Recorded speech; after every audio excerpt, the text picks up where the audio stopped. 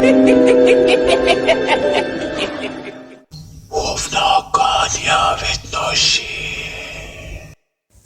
Video and updates के लिए bell icon पर प्रेस करें और ऑल पर सेट करें।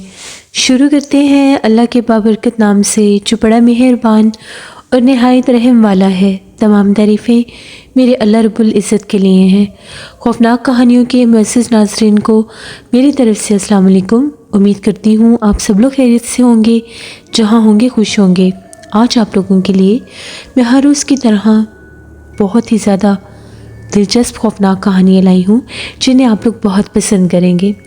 आज की पहली खौफनाक कहानी सिद्रा शेयर कर रही हैं।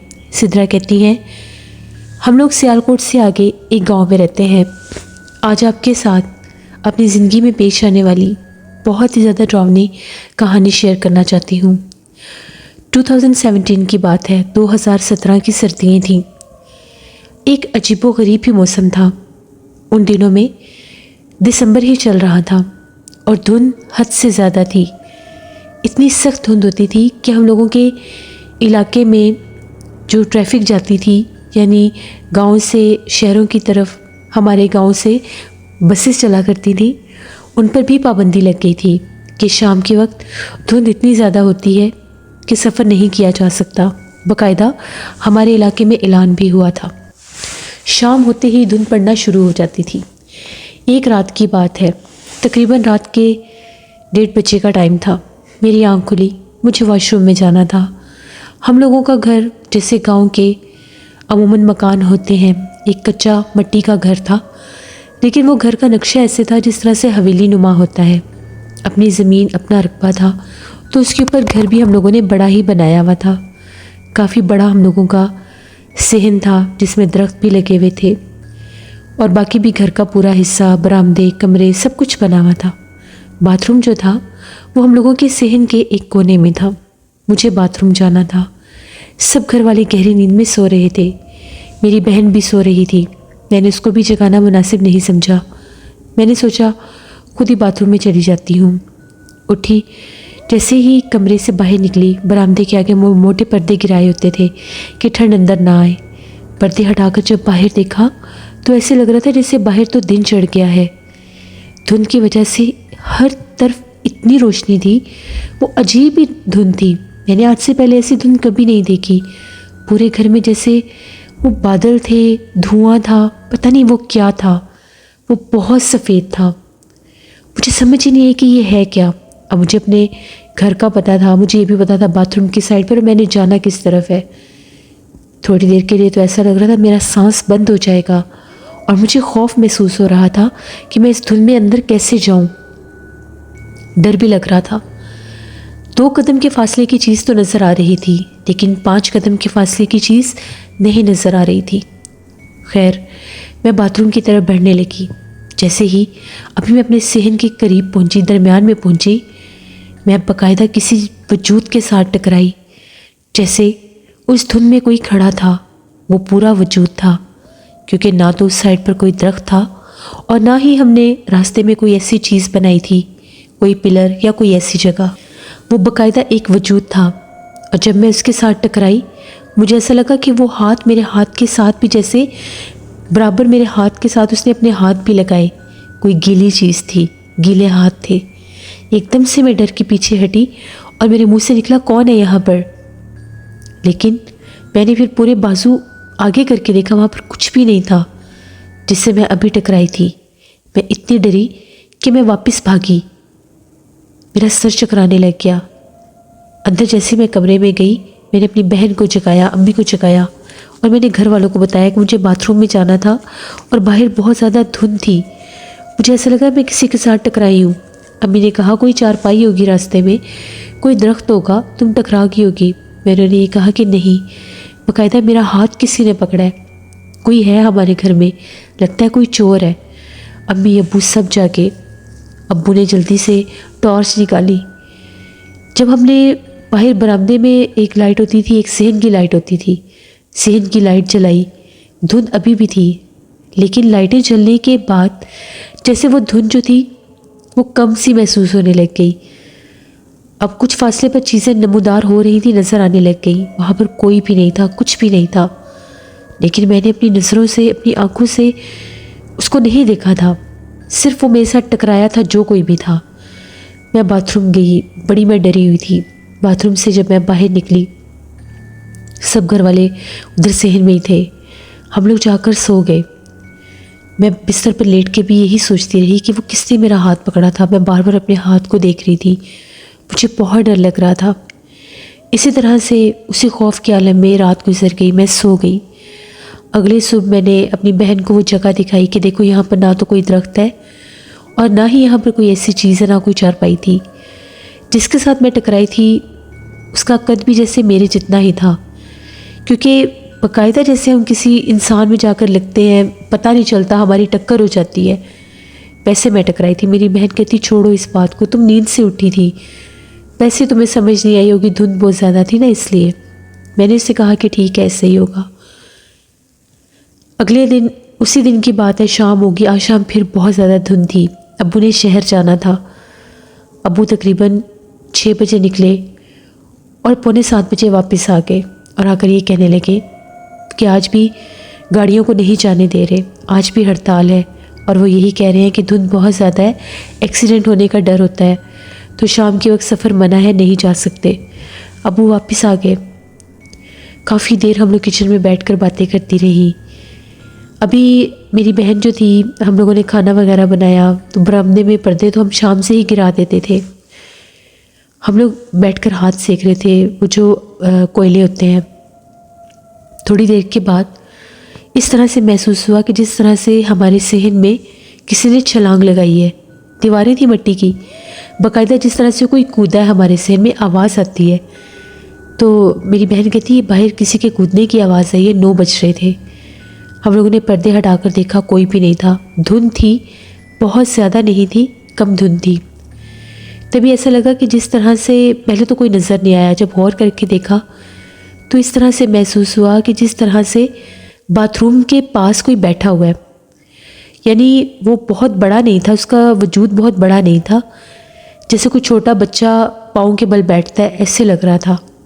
تو میری بہن کہتی دیکھو سامنے کوئی بیٹھا ہوا ہے، اس نے سر بھی جیسے اوپر کر کے نیچے کیا ہے. بلی تو اتنی بڑی ہو نہیں سکتی. میں نے اپنی بہن سے کہا چلو چل کے دیکھتے ہیں بھلا کون ہے. ہمیں بھی کسی کے کودنے کی بھی آواز آئی تھی. جیسے ہم لوگ باتھ روم کی طرف جانے لگیں، باقاعدہ چھوٹے سے قد کا کوئی تھا، جیسے 3-4 سال کے بچے کا قد ہوتا ہے.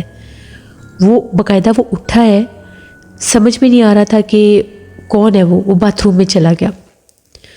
ہم لوگوں نے شور مچا دیا کہ ابھی باتھ روم میں کوئی گیا، چھوٹے سے قد کا کوئی بچہ ہے، لیکن اس کا وجود بہت بھاری سا تھا اور وہ ہمارے باتھ روم میں گیا. امی بھاگتی بھی آئی، ابو بھی نکل آئے. ابو نے ہاتھ میں وہاں سے ایک ڈنڈا سا بھی اٹھا لیا تھا، اسٹک اٹھا لی تھی کہ یہ کون ہے ہمارے گھر میں جو کودا ہے ابھی. وہ کودنے کی آواز اتنی زیادہ تھی کہ امی نے بھی پوچھا کہ باہر صحن میں کون ہے. ہم نے کہا کوئی بھی نہیں ہے. دیکھ تو ہم نے لیا تھا، جب باتھ روم میں جا کر دیکھا وہاں پر کچھ بھی نہیں تھا، نہ کوئی بلی. اور باقاعدہ ہم لوگ دونوں بہنوں نے دیکھا تھا باتھ روم میں کوئی گیا تھا. ہم لوگ تو بہت زیادہ ڈرنے لگے. امی نے کہا کہ اندر آ جاؤ، باہر برآمدے میں مت بیٹھو. وہ جو کوئلے تھے دیکھتے ہوئے وہ ہم لوگوں نے وہیں ایک سائڈ پر کر دیے باہر، اور خود ہم لوگ کمرے کے اندر چلی گئی. اب ہم لوگوں کے برآمدے میں 3 کمرے تھے. ایک کمرہ ہم لوگوں نے جیسے سیٹ کیا ہوا تھا، کوئی مہمان آ جائے تو ان کو بٹھاتے تھے. ایک کمرے میں ابو سوتے تھے، ایک کمرے میں ہم دونوں بہنیں اور امی سوتی تھیں. بھائی ہم لوگوں کا مدرسہ میں ہوتا تھا، وہ کبھی کبھی 15 دن کے بعد آتا تھا ملنے کے لیے. تو جیسے ہی ہم دونوں بہنیں باتیں کر رہی تھی کہ پتہ نہیں ہم نے باہر کس کو دیکھا ہے، کل تم بھی ٹکرائی تھی، آخر یہ کیا ہو رہا ہے ہمارے گھر میں. تبھی باہر سے ایسی آواز آئی کہ جس طرح سے ہم دونوں بہنوں کو کسی نے بلایا ہے. یعنی میرا بھی نام لیا گیا، میری بہن کا بھی. باقاعدہ ہم لوگوں نے آواز سنی اور نام لینے والی جیسے کوئی عورت تھی. میری بہن کہتی لگتا ہے امی نے بلایا ہے. امی ابو کے کمرے میں بیٹھی ہوئی تھیں. ہم لوگ باہر نکلی. ہم نے امی سے پوچھا کہ آپ نے آواز دی ہے؟ امی کہتی نہیں میں نے تو نہیں بلایا. ہم نے نہیں کہا کہ ہمیں بھی آواز آئی ہے جیسے کہ آپ نے بلایا تھا. امی کہتی نہیں کسی نے بھی نہیں بلایا. ہم لوگ پھر اندر جا کر بیٹھ گئی. ابھی تقریباً 11:30 پونے 12 بجے کا ٹائم ہوا تو امی بھی سونے کے لیے آ گئی اور امی نے کہا کہ چلو سو جاؤ، بہت رات ہو گئی ہے۔ ہم لوگ ایسی باتیں کرتی رہی، امی سو گئیں تو میں نے اپنی بہن کو کہا کہ چلو واش روم سے ہو کر نا پھر سو جاتی ہیں۔ اس نے کہا میں نے نہیں جانا، مجھے ڈر لگتا ہے۔ میں نے اسے کہا کچھ نہیں ہوتا، تم میرے ساتھ تو آؤ۔ میں اپنی بہن کو لے کر جیسے ہم لوگ باہر گئیں، دھند تھی لیکن کم دھند تھی۔ جو منظر ہم لوگوں نے دیکھا وہ کسی بھی مضبوط اعصاب والے انسان کو بھی اس کا دل دہلا دینے کے لیے کافی ہوگا۔ ہم لوگ کیا دیکھتے ہیں کہ ہم لوگوں کا ایک درخت تھا، بالکل وہ صحن کے ایک کونے پر تھا، کافی چھاؤں والا درخت تھا۔ پتہ نہیں وہ کون سی کسی پھل کا درخت نہیں تھا، کوئی پھلدار درخت نہیں تھا، بس سایہ دار درخت تھا۔ اس درخت کے ساتھ 4 سے 5 کوئی عورتیں تھیں جو الٹی لٹکی ہوئی تھیں درخت کے اوپر، ان کے بال زمین پر تھے، ان کی آنکھیں بہت ڈراؤنی تھیں، خوفناک آنکھیں تھیں، اور ان کے قد لمبے نہیں تھے، قد چھوٹے چھوٹے تھے لیکن بال بہت لمبے تھے۔ اتنے بڑے بڑے ان کے چہرے تھے، بالکل سیاہ رنگ کے، سفید آنکھیں تھیں۔ ہم نے ان کو بہت پاس سے دیکھا، 4 سے 5 تھیں۔ توبہ استغفار، بس ان کو دیکھنے کی دیر تھی۔ ہم لوگوں نے چیخو پکار کیے، اتنا ہم لوگ اتنا ڈری کہ پتہ نہیں آس پاس کے جو گھر تھے تھوڑے تھوڑے فاصلے پر تھے، وہ لوگ بھی ہمارے گھر بھاگے کہ پتہ نہیں ان کے گھر کیا ہو گیا ہے۔ باہر کوئی دروازہ کھٹکھٹا رہا ہے، ادھر سے امی وغیرہ پوچھ رہے ہیں کہ تم لوگوں کو کیا ہوا ہے۔ ہم لوگ بس درخت کو دیکھ کے چیخیں ہی مارتی جا رہی تھی، ہم سے بولا ہی نہیں جا رہا تھا۔ بڑی مشکل سے امی ابو نے ہمیں سنبھالا، برآمدے میں بٹھایا، وہ ہمارے ہاتھ پاؤں ملنے لگ گئے۔ بس ہم لوگ چیخے، اس ٹائم بھی ہم لوگ رو رہی تھی اور چیخ رہی تھیں۔ ایسے لگ رہا تھا جس طرح سے ہم لوگوں کے وہ دل پر اثر ہو گیا اس چیز کو دیکھ کر، زبان جیسے ساتھ ہی نہیں دے رہی تھی کہ ہم لوگ اپنی وہ چیز بتا سکیں کہ ہم نے دیکھا کیا ہے۔ باہر دروازہ زور زور سے کوئی کھٹکھٹا رہا تھا، ابو بھاگے تو ایک ہم لوگوں کے گھر کے سامنے والے تھے انکل، اور ساتھ والے گھر سے 2 خواتین آئی تھیں کہ اللہ نہ کرے ان کے گھر میں کیا ہو گیا۔ ابو نے ساری بات بتائی کہ 2 دن سے بچیاں وہ ڈر رہی ہیں، ہمارے گھر میں کوئی چیز دکھائی دیتی ہے رات کے وقت، اور پتہ نہیں ابھی انہوں نے کیا دیکھا ہے۔ وہ آنٹیاں انہوں نے آیت الکرسی پڑھ کر دم کیا۔ 15-20 منٹ لگے ہمیں نارمل ہونے میں۔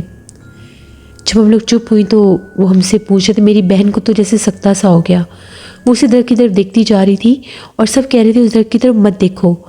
اس کے آگے کھڑے ہوتے تھے تو وہ ہٹا کر دیکھنے لگ جاتی تھی۔ میں نے بتایا کہ ہم لوگ باتھ روم جانے کے لیے باہر نکلی تھی، دھند نہیں تھی، کم تھی لیکن اس ٹائم تک شاید وہ دھند کہتے ہیں کہ اکثر وہ گر جاتی ہے یا کیا، ایسا کوئی سین تھا۔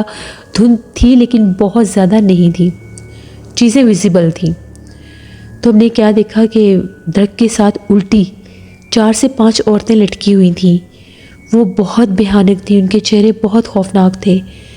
ہم نے ان کو خود اپنی آنکھوں سے دیکھا ہے، اور ایسے تھا جس طرح سے وہ کچھ بول رہی ہیں یا پڑھ رہی ہیں، بالکل باریک باریک آوازوں میں پڑھ رہی تھیں۔ تو ہم لوگوں کو سمجھ نہیں ہے کہ ہم نے دیکھا کیا ہے۔ میری بہن کے منہ پر پانی کے چھینٹے مارے، آدھے گھنٹے بعد جا کر اس کا سکتہ ٹوٹا تو وہ پھر رونے لگ گئی۔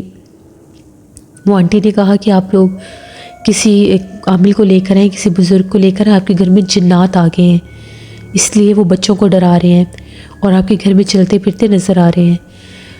وہ لوگ تھوڑی دیر کے بعد وہ اپنے گھر چلے گئے، قرآن پاک لائیں، امی کمرے میں رکھا، ہم لوگوں پر دم کیا۔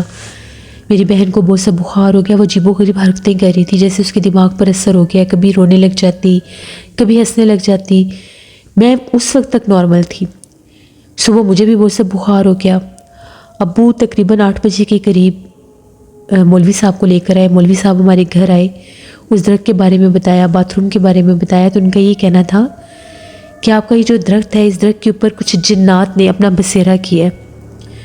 یہ جنات کا کوئی خاندان تھا، کوئی گھر تھا جو یہاں سے گزر رہا تھا، تو یہ درخت بہت گھنا تھا، اس درخت کے اوپر انہوں نے بسیرا کر لیا، تو وہ شرارتیں کر رہے تھے، تنگ کر رہے تھے آپ کو۔ وہ شیاطین جنات تھے، بہت خوفناک قسم کا وہ ایک جنات کا گھرانہ تھا پورا۔ کچھ باتھ روم میں چلے گئے اور کچھ اس درخت پر آ گئے۔ ٹوٹل وہ جو جنات تھے وہ ان کے مطابق وہ 8 یا 10 تھے، آدھے درخت پر تھے، آدھے باتھ روم میں تھے، جو درخت باتھ روم کے باہر بھی بیٹھے میں نے دیکھی، جس کے ساتھ میں ٹکرائی بھی تھی۔ تو عامل نے یہ کہا کہ آپ اپنے گھر میں 7 دن لگاتار سورۃ بقرہ لگائیں تو یہ چلے جائیں گے۔ پھر 7 دن ہم لوگوں نے اپنے گھر میں سورۃ بقرہ لگائی، باقاعدہ قرآن خوانی کروائی 7ویں دن، اس کے بعد وہ جنات ہمارے گھر سے نکلے۔ جن 7 دنوں میں ہم لوگ گھر میں سورہ بقرہ لگاتے تھے، ان 7 دنوں میں رات بھر ہم لوگوں کے صحن سے عجیب و غریب جانوروں کی آوازیں آتی تھی، کبھی بلی کے بولنے کی، کبھی بکریوں کے بولنے کی، باقاعدہ بکری کے بولنے کی آواز سنائی دیتی تھی، کبھی کسی پرندے کی آواز آتی تھی، عجیب آوازیں تھیں وہ۔ باقاعدہ ایک رات کو تو ایسی آوازیں آ رہی تھیں کہ جس طرح سے کوئی بہت بڑا جانور ہے، جیسے کوئی گائے ہوتی ہے، اس کی آواز ہے۔ 7ویں دن جب ہم لوگوں نے سورہ بقرہ کی تلاوت کی اور اس کے بعد قرآن خوانی کروائی، وہ پھر مولوی صاحب آئے، انہوں نے پڑھائی کی، تو ان کا یہ کہنا تھا وہ جنات یہاں سے جا چکے ہیں۔ ان کا یہ کہنا تھا کہ وہ اتنے سخت قسم کے جنات تھے، اگر وہ اس گھر میں رک جاتے، ٹھہر جاتے، تو آپ لوگوں کو یہ گھر چھوڑنا پڑنا تھا، انہوں نے آپ کو یہاں پر رہنے نہیں دینا تھا۔ اللہ کا شکر ہے کہ وہ جنات ہمارے گھر سے چلے گئے۔ اب بھی سردیاں ہیں، ابھی بھی ہمارے صحن میں دھند ہوتی ہے، ٹھنڈ بھی ہوتی ہے ایسے ہی، کیونکہ اب دھند کا موسم سٹارٹ ہو چکا ہے۔ اب بھی رات 11 بجے کے بعد ہم لوگ صحن میں نہیں نکل سکتے، اتنے سال بیت گئے ہیں، ہمیں بہت ڈر لگتا ہے۔ کبھی کبھار باہر سے کوئی آہٹ بھی محسوس ہوتی ہے، اب وہ کوئی بلی بھی ہو سکتی ہے، لیکن ہمارے دلوں میں آج بھی خوف ہے۔ لیکن اللہ کا شکر ہے اس کے بعد دکھائی کچھ بھی نہیں دیا، لیکن ڈر بہت لگتا ہے۔ اس درخت کے اوپر بہت زیادہ کوے بولتے ہیں دن کے ٹائم، بس یہ چیز ہے۔ ابھی بھی ہم اسی گھر میں رہتے ہیں۔ تو یہ ہماری ایک کہانی تھی جو میں نے آپ کے ساتھ شیئر کی۔ بہت شکریہ سترہ آپ کا۔